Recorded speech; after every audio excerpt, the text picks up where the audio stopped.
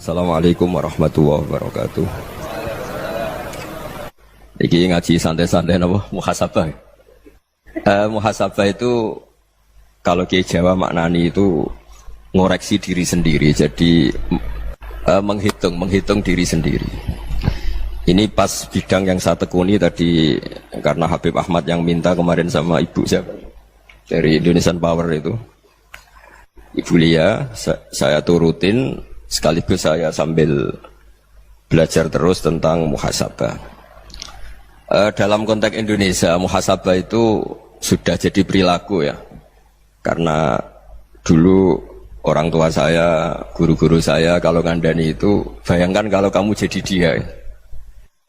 Jadi misalnya kita mentang-mentang atasan, otoriter sama bawahan. Bayangkan kalau kamu jadi yang bawahan itu kayak apa?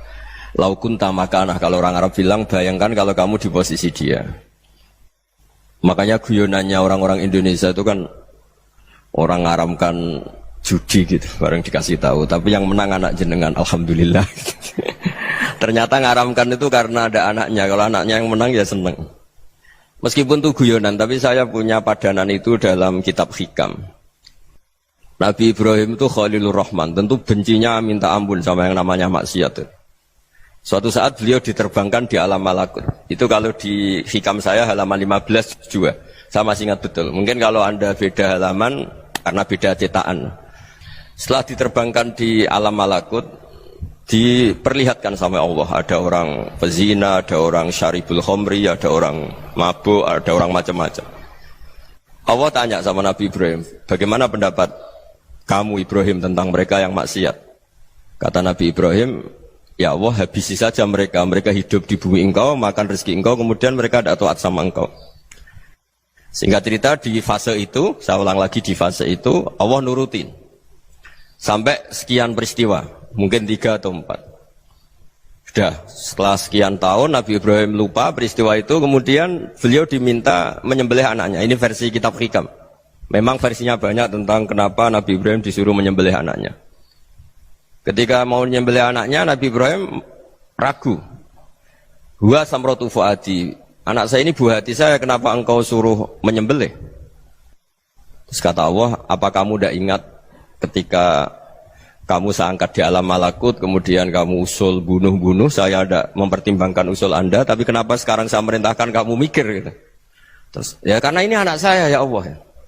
Terus kata Allah, rumang samu wong sumpukon mata ini gak gawean kau sing gawe kowe enak wae usul mata ini. Jadi saya yang bikin, kemudian Anda enak aja usul membunuh.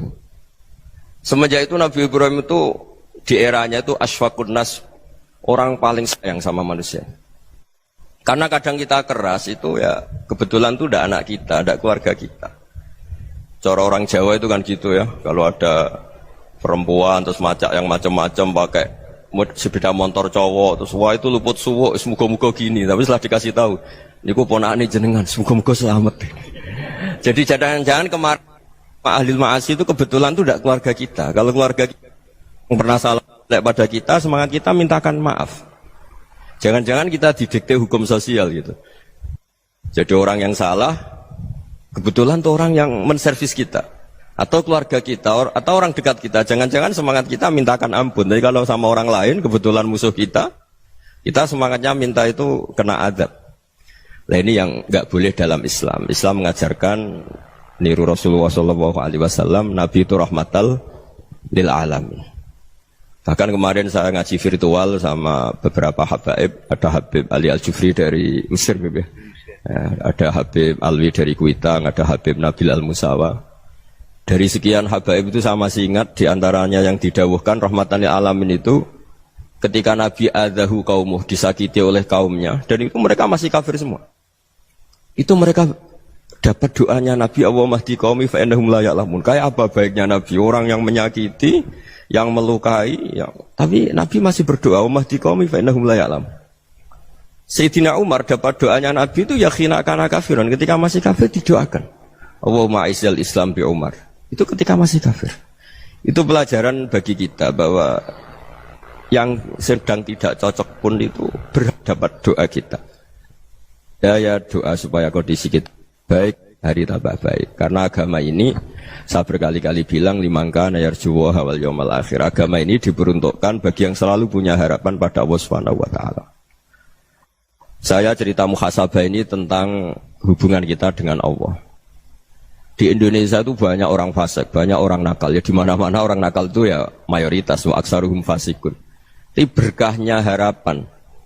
Mungkin saya kira nakal sok benda, mungkin saya kira sholat sok ben sholat, mungkin sekarang belum sakhok, belum dermawan, suatu saat dermawan. Barokahnya itu kefasikan ini dianggap sementara. Sedang fasik, sedang tidak benar. Karena kiai-kiai kita, para guru-guru kita, para habaib utamanya itu mesti bilang semoga husnul khotimah. Nah barokahnya doa itu semoga husnul khotimah itu menjadikan satu pola sosial. Yang sedang fasik ini masih diharapkan jadi lebih baik, jadi lebih.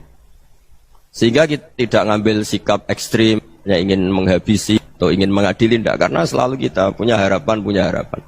Dan agama ini limangka nerjuwo hawal yawm akhir. Bayangkan itu kalau yang nakal itu anak kamu. Pasti kamu nggak ingin kan langsung dapat azab, dapat apa.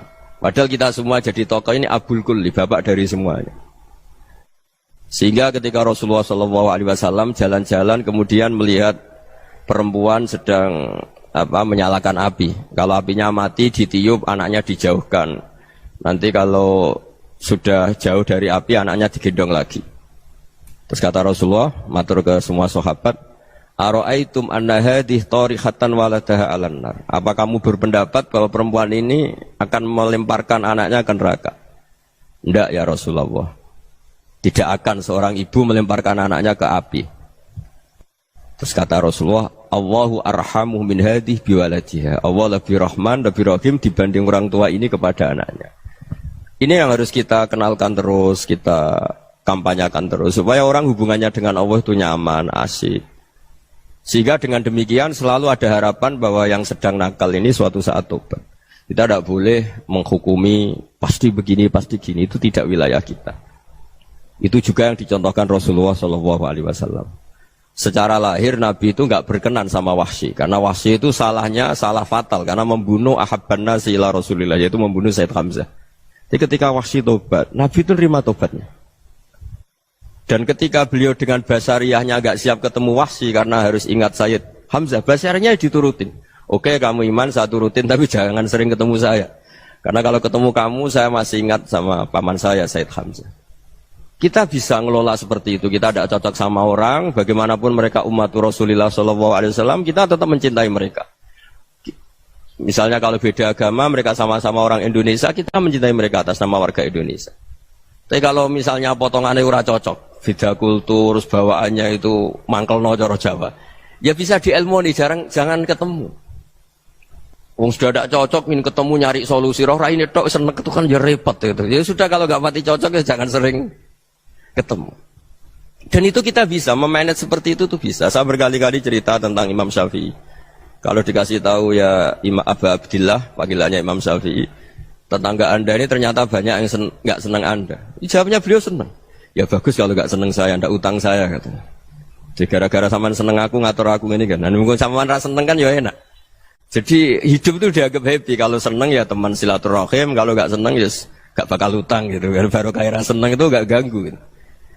Jadi dulu itu orang bisa ngelola seneng ndak seneng itu bisa. Karena ada kearifan hubungan dengan Allah Subhanahu wa ta'ala. Hidupnya selesai karena masyghul bi dzikrillah. Mereka sibuk dengan Allah. Makanya kata ulama-ulama tasawuf, kamu jangan melihat manusia perilakunya, tapi kamu juga harus ingat yang gerakkan semua itu Allah Subhanahu wa ta'ala. Dengan demikian kita farah, kita senang. Makanya Nabi kalau ngutus Anas bin Malik kemudian enggak kesampaian yang diinginkan karena Anas main, ketika garwa-garwani Nabi agak tersinggung, Nabi andaikan Allah menghendaki yang saya inginkan kesampaian, pasti itu kesampaian. Jadi dianggap kegagalan Anas enggak manggil yang dituju Nabi itu ya kersane Allah, ya enteng saja. Sayyidina Ali lebih parah lagi yang dialamin. Itu dalam beliau kalau dipanggil itu enggak cepat-cepat ke sana. Ketika ditanya, "Kenapa kamu tak panggil enggak cepat ke saya?" "Amin tu ukubatak." Karena aku tahu engkau orang baik. Orang baik itu pemaaf. Jadi makanya orang-orang soleh dulu itu bodoni itu. Makanya sekarang kalau ada orang bodoh itu mesti dibidik orang soleh. Kalau orang-orang soleh itu kakean husnudzon akhirnya sering dibodohin. Abdullah bin Umar itu masyhur itu. Kalau ada budaknya sering sholat, sergap sholat itu dimerdekakan. Akhirnya enggak sholat pun pura-pura sholat. Akhirnya juga dimerdekakan. Ketika ditanya, kenapa engkau merdekakan? Padahal mereka sholatnya menipu engkau, kata pembisik-pembisik itu. Man khoda'ana lillah in khoda'na lah.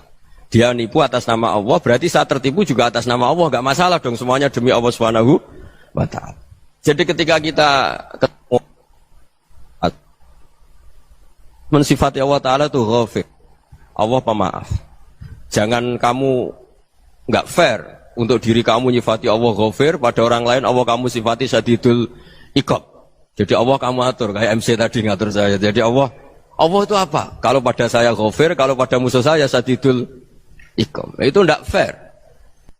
Kalau Anda punya harapan kepada Allah karena Allah Rahman Rahim, Allah ghafir, sebenarnya Allah pada musuh kita ya bisa saja Allah ghafir, bisa saja Allah Rahman Rahim. Sehingga kita melihat orang lain yang kita tidak cocok itu ya enteng saja. Itu min ummati Rasulillah sing tanaluhu syafa'atuh, tanaluhu sa'atu rahmati, tanaluhu fair. Jangan dengan kita kayak mesti dapat rahmat. Jangan orang lain kayak Allah pasti syadidul iqab. Itu tidak boleh. Sehingga ketika ada orang Badui, singkat cerita orang Badui ini kencing di masjid. Semua sahabat membentak dia. Yang enggak bentak hanya Nabi tok. Saking mangkalnya orang ini karena semua sahabat bentak kecuali Nabi. Setelah dibenarin Nabi, terus Nabi nyuruh sabbu ali dhanuban min ma'in. Setelah disucikan masjid itu, dia berdoa keras sekali. Allahumma arhamni wa Muhammadan wa la tarham ma'ana ahadan. Ya Allah, yang berhak dapat rahmatmu hanya saya dan Nabi Muhammad, yang lainnya jangan. Karena yang lainnya itu jengkelin, gitu aja saya salah dimarah-marahin gitu. Jadi kalau kamu doa terbatas ya kayak orang Bedui ini, kayak orang Arabi. Apa kata Nabi? Laqad tahajjarta wasi'an. Allah yang rahmatnya luas menjadi kamu sempitkan. Karena kamu mau atur Allah hanya Rahman pada Indonesian Power, pada NU, pada kita, yang orang lain nggak perlu dapat. Itu kan kasihan Islam, karena Islam terus nggak dimiliki semua orang.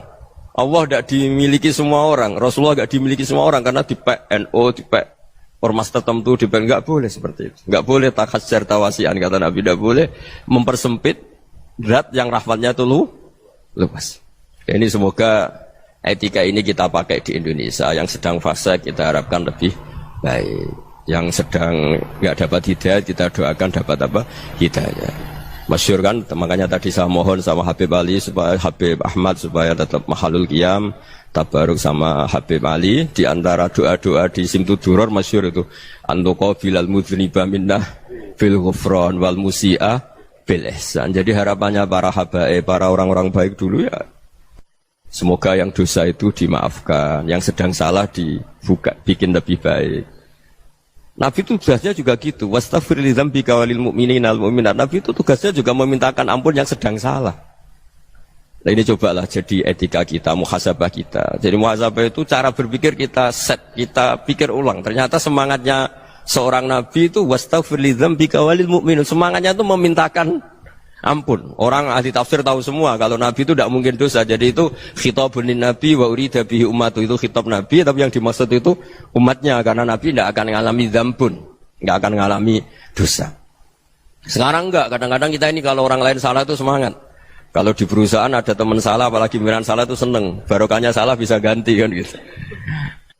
Ya, jadi kalau mungkin di dunia tokoh juga gitu, barokahnya ada tokoh salah, kita yang jadi populer sendiri, tidak boleh seperti itu. Kita harus salimus sodri ijami'il muslimin. Jadi ini harus dilatih. Saya tadi matur sama Habib Ahmad, latihan kita jadi hidup. Nabi itu kalau resep jadi wali itu kata Nabi gampang. Kata Nabi, kalau kamu ingin disenangin Allah, ya sudah. Kalau kamu asbahta wa amseta gini-gini, perasaan kamu, kata Nabi, jangan punya perasaan ghil sama orang muslimin. Itu sudah wadzalika min sunnati. Makanya Nabi ngendikan la yablughni ahadun an ahadin syai'an. Ada yang baca la yuballighni ahadun an ahadin syai'an. Seseorang jangan melaporkan ke saya tentang salahnya yang lain. Fa inni akhruju ilaikum wa ana salimus sadri. Karena saya ingin ketemu sampean semua dalam keadaan salimus sadri, tidak punya perasaan apa-apa. Karena kalau nurutin pembisik, nurutin informasi itu ya repot, karena orang pasti sepihak. Ada kiai yang top, datang ke kampung-kampung ning desa-desa. Kata yang seneng itu punya akhlak. Wah itu bagus orang besar datang ke kampung-kampung. Kata yang nggak seneng, wah itu jobnya kayak kecil kok diambil, itu kan ya kasihan itu kan sudut pandang. Makanya saya sering bilang, akal kita ini cukup untuk mentasdik Rasulullah Shallallahu Alaihi Wasallam. Meskipun perasaan kita kadang orang Jawa itu beda.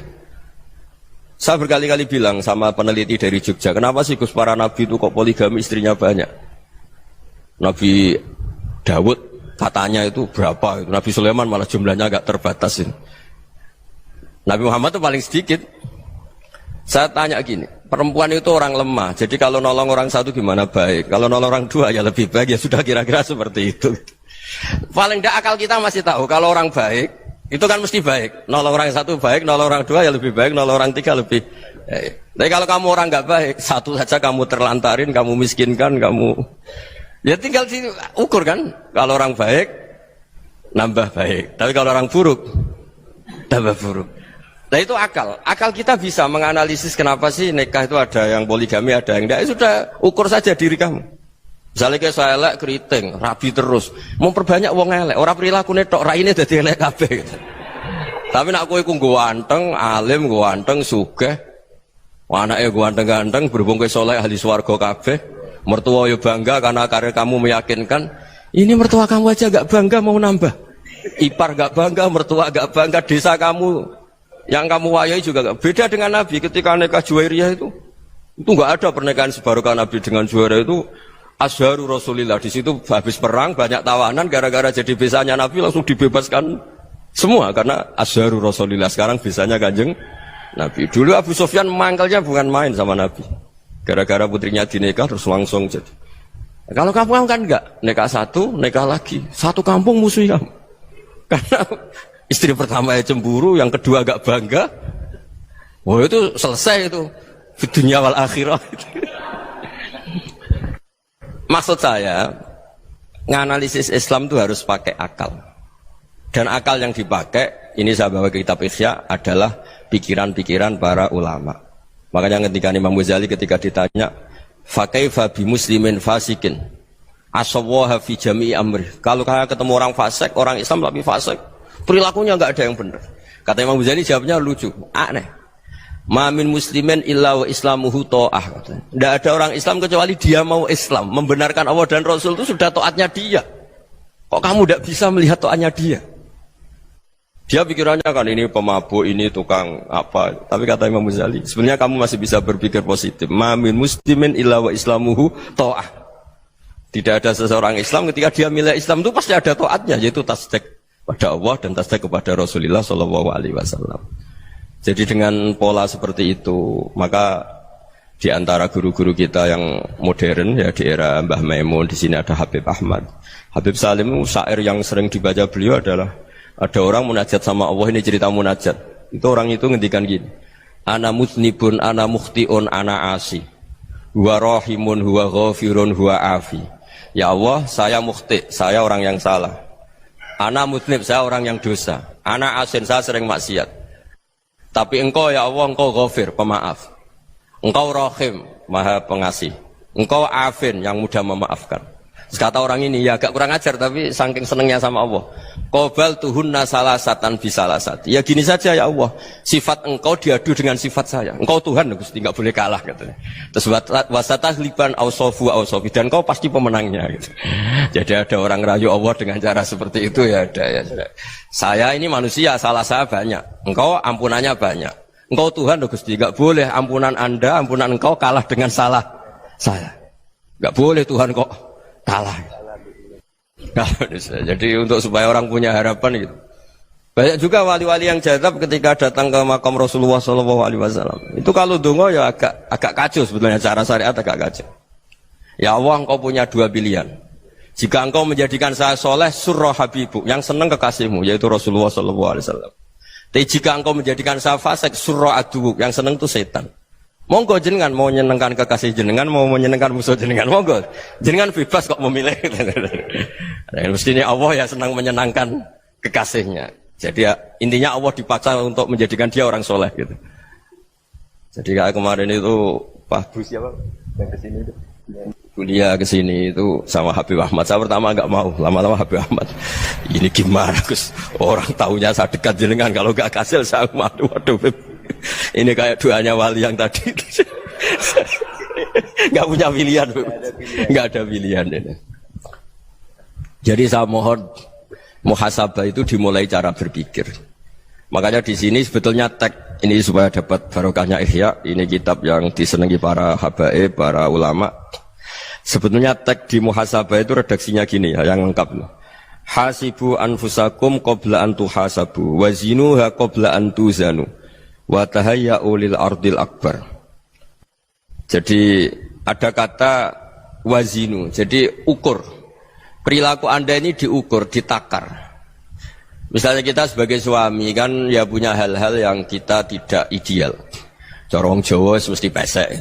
Cara rezeki ya pas-pasan itu. Dan kita juga kalau, makanya agak boleh tanya istri begini, apa saya cinta pertama Anda? Pasti Anda kecewa. Orang jadi istri hanya korban terakhir gitu. Sudah. Karena orang kalau ngelamar kemana-mana gak jadi istri itu pasti korban terakhir gitu. Jarang istri pilihan pertama, jarang. Ayo semua yang nikah. Rata-rata itu pilihan Anda pertama Pak, dari sekian ditolak di mana-mana terus. Ya perempuan terakhir. Kamu juga korban terakhir gitu. Itu wali-wali dulu kalau ngandani kita itu sederhana. Antal, ini masyhur diceritakan Habib Zain bin Semit dalam kitab Al-Manhajus Sawi. Antalam tajid min nafsika kullama turid.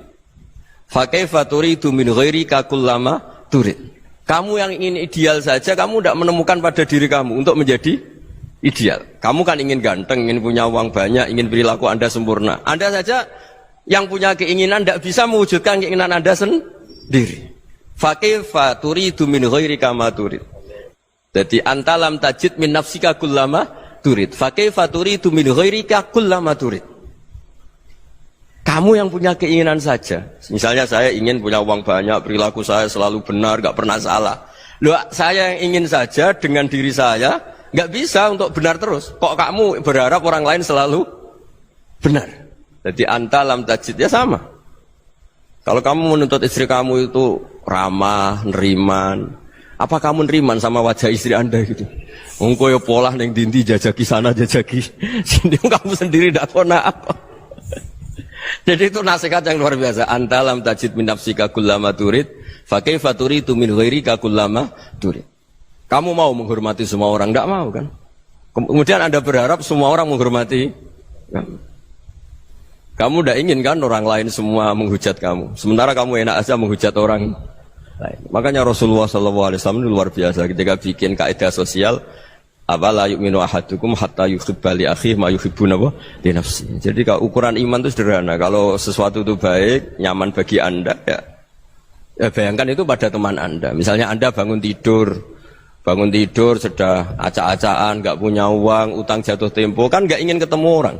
Ya kamu jangan bertamu ke jenis ini karena dengan kamu yang alami juga enggak siap ketemu orang. Makanya ada Habib Alim itu dilapuri sama seseorang. Beb, dulu teman saya itu ketika saya kaya itu sering main ke saya. Setelah saya miskin, mereka tidak main ke saya. Kata Habib itu bagus, sunnaul begitu itu bagus.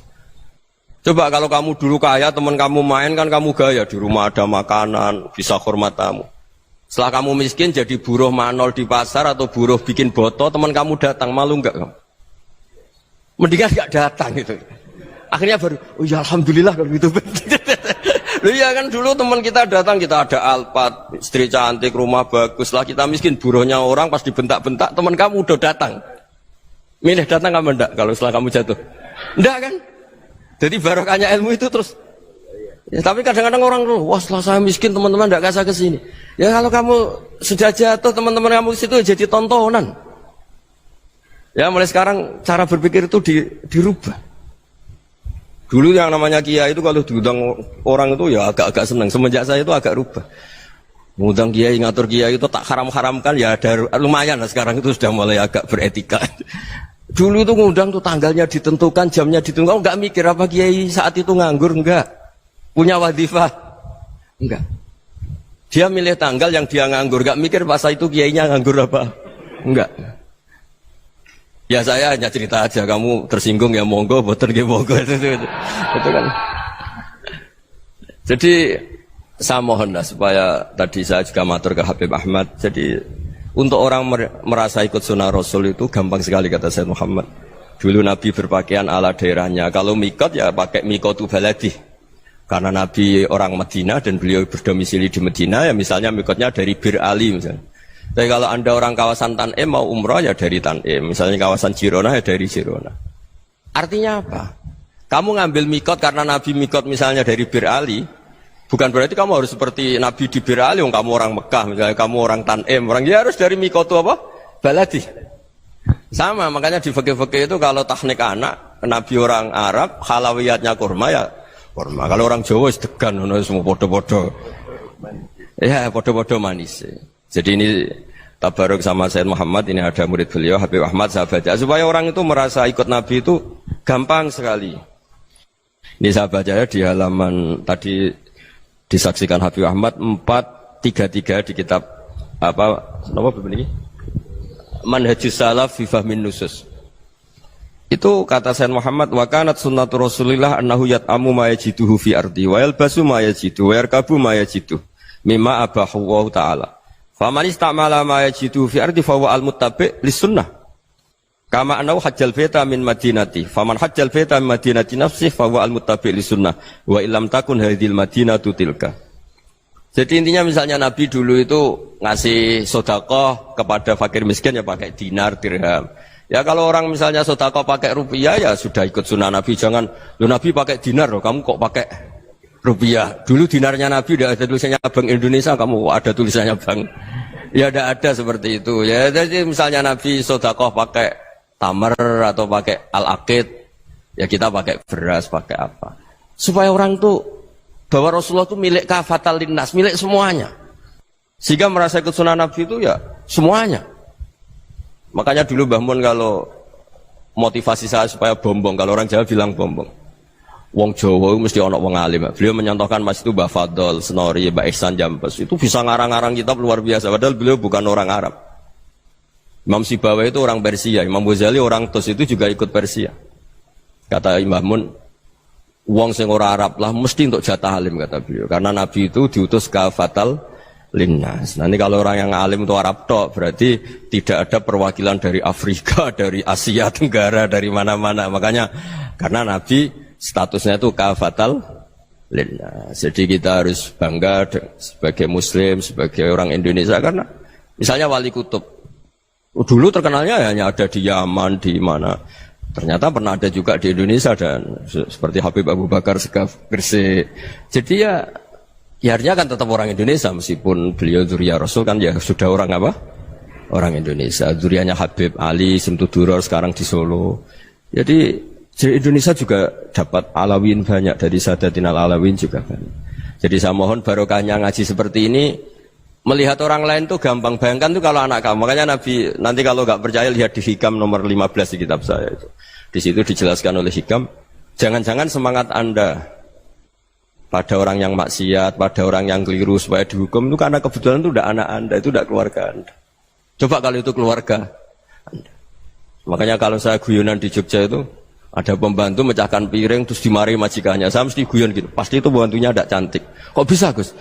Andai kan cantik dan kamu senang mecahno piring satu, piring 1000 ora iso ngamuk kowe. Ternyata ngamuknya tuh karena mecahkan piring apa karena plus tidak cantik? Coba jawab para lelaki ini.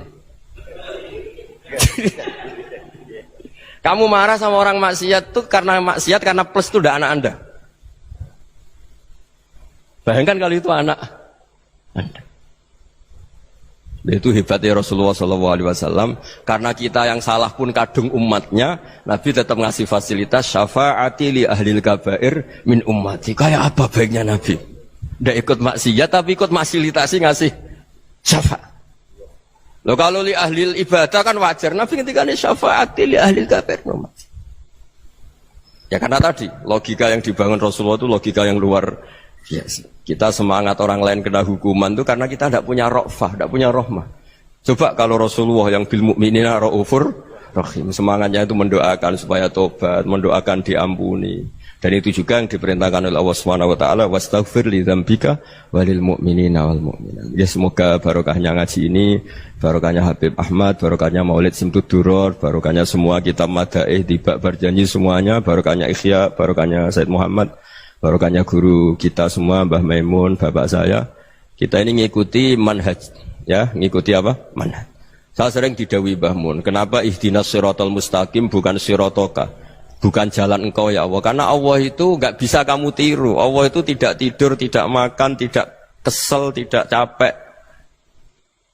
Yang bisa ditiru itu siratal ladzina an'amta alaihim. Yang bisa ditiru manusia ya niru manusia. Karena Allah itu tidak bisa ditiru, makanya ihdinas siratal mustaqim siratal ladzina. Dan niru siapa? Niru guru-guru kita. Termasuk niru cara pandang. Jadi misalnya ada orang awam di rumah itu hanya delok reng, delok tikus liwat, itu kan kayak nganggur. Ora tahajud malah mendelok reng. Melihatnya jangan gitu. Huwa tarokal ma'asiyah. Dia di rumahnya tidak dugem, tidak kemana-mana. Dia berarti malam itu tarkul ma'asi. Tidak nyopet, tidak garong, tidak ke tempat maksiat. Susahnya apa sih husnudzon? Jadi jangan lihat huwa tarkut tahajud, huwa tarokat tahajud, wa taroka qiyamal lail. Oke ya, namanya orang begitu ya tidak tahajud, tidak qiyamul lail. Tapi susahnya apa sih kamu bilang huwa tarokal ma'asiyah? Dia juga meninggalkan maksiat, dan tarkul maksiat itu ibadah. Supaya orang tuh gampang lah husnudzon sama orang muslim. Ini orang mukmin, orang yang luar biasa. Di mata Allah itu orang yang luar biasa. Kayak tadi Imam Ghazali, kalau saya ketemu orang muslim kemudian dia tidak pernah baik, gimana? Kata Imam Ghazali, ma min muslimin illa wa islamuhu ta'ah. Tidak ada orang Islam ketika dia mentasdihkan Allah dan Rasulullah, berarti dia juga punya taat. Ya ini latihan saja, sing iso nglakoni Habib Ahmad kula namung cerita mawon. Kula cerita secara akademik, saya punya kitab, saya baca dan alhamdulillah kita paham barokahnya para guru, dan supaya terbiasalah. Sebaik-baiknya ibadah husnudzon billah wa husnudzon bil mu'minin. Soal tidak cocok ya diilmoni tadi ya, namanya enggak cocok ya jangan sering ketemu. Seperti Rasulullah SAW, beliau karena sangat mencintai Said Hamzah, ketemu orang yang pernah begitu sama Said Hamzah ya beliau secara basyariah tidak siap. Tapi beliau secara cara bahasa sekarang, secara profesional, kalau beliau seorang nabi dan harus menerima tobatnya siapapun ya diterima. Saya meskipun dengan A, B gak cocok karena dia begini-begini sama saya, tapi saya ingat dia sholat, dia baca sholawat, dia mencintai Rasulullah. Ya kita hormat. Ya soal gak cocok ya di manage tadi ya. Zuruhiban tasdad huban. Kalau gak pati cocok ya jangan sering ketemu, bawaannya enak nanti. Ya semuanya itu diilmoni lah. Makanya ngendikane Ma'ruf Al-Qurhi ada yang baca Al-Kharki, mangqala fil yaumi salasa marrat aw marham ummata Muhammad kutiba minal abdal. Karena semangat mencintai siapapun satu hari sering baca marham ummata Muhammad, wa asli ummata Muhammad, wa tajawaz an ummati Muhammad. Itu mesti kutiba minal abdal. Dia pasti termasuk wali abdal. Maksudnya semangat mencintai. Ya dilatih lah.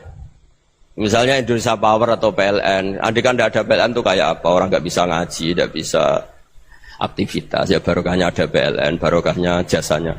Kita sadar, tidak semua kebaikan kita ini memenuhi keinginan orang banyak. Gitu. Orang banyak ingin listrik, ingin saluran apa, dan itu kadang yang mewujudkan orang lain atau kelompok lain. Ya karena itu manfaat ke orang lain ya kita doakan. Karena khairun nas anfa'uhum linnas. Sehingga kita terbiasalah ngakui orang lain. Seperti semangatnya Rasulullah SAW, semuanya itu didoakan, semuanya diinginkan kebaikannya. Bahkan Nabi gak putus asa sampai di akhirat. Ketika Nabi lain sudah putus asa karena sudah akhirat, sampai dimintai syafaat semuanya bilang nafsi, nafsi. Karena merasa semuanya gak punya nyali di depan Allah. Karena ini sudah akhirat, sudah finish. Tapi apa Rasulullah? Analah. Ya sudah, saya sanggup mensyafaati kalian. Terus kata Nabi, fa'atiyal arsya. Saya mendatangi aras fa akhiru lahu sajidan, saya sujud wa ahmaduhu bima hamida 'allamani ya rabbi. Kemudian saya tetap muji Allah dengan pujian yang terus menerus. Padahal sudah di akhirat sudah finish. Nabi dimintai syafaat masih sanggup karena Nabi tahu akhirat tidak bisa mendikte Allah, tidak bisa Allah terus bilang, "Ya Allah ini akhirat loh, engkau sudah tidak boleh mensyafaati." Tidak bisa. Allah tidak bisa diganggu akhirat. Allah tidak boleh dibatalkan rahmannya oleh akhirat. Allah tetap Rahman Rahim abadal abad. Dan Nabi tahu itu. Makanya kata para ulama, fa Muhammadun ahmadu min ghairihi. Jadi Nabi Muhammad namanya dua, yang terkenal. Sebenarnya banyak yang terkenal dua, Muhammad sama Ahmad. Ketika Nabi punya nyali memuji Allah di akhirat atau sudah di akhirat, Itu fa Muhammadun ahmadu min ghairi. Ketika Nabi lain sudah tidak punya nyali muji Allah karena sudah akhirat, Nabi Muhammad tetap berani muji Allah di saat seperti itu. Makanya ahmadu di situ kata ulama itu af'al tafdil. Fa Muhammadun ahmadu min ghairi. Kanjeng Nabi lebih memuji Allah di saat yang Nabi lain sudah tidak punya nyali untuk muji Allah di saat itu. Makanya kata Nabi fa akhiru lahu sajidan wa ahmaduhu bi mahamida 'allamaniha rabbi. Akhirnya setelah lama gitu terus Allah ngendikan ya Muhammad irfa' ra'sak wasal tu'tah wasfa' tusyaffa. Sudah Muhammad, angkat kepala kamu minta apa saat turutin, dan kalau kamu ingin mensyafaati umatmu saya beri hak napa? Syafaat. Nah, semoga semangat itu juga menjadikan kita munajat bahwa rahmat Allah tidak terbatas, harapan juga tidak terbatas. Mungkin yang sedang nakal ya kita katakan sedang, jangan terus kamu pastikan wah ini mesti suul khotimah, mesti tidak orang baik. Tidak, agama ini liman kana yarjuha wal yaumal akhir, selalu bagi yang punya harapan. Ya, mugi-mugi dapat barokah semua. Mantu dengan kata wassalamualaikum warahmatullahi wabarakatuh.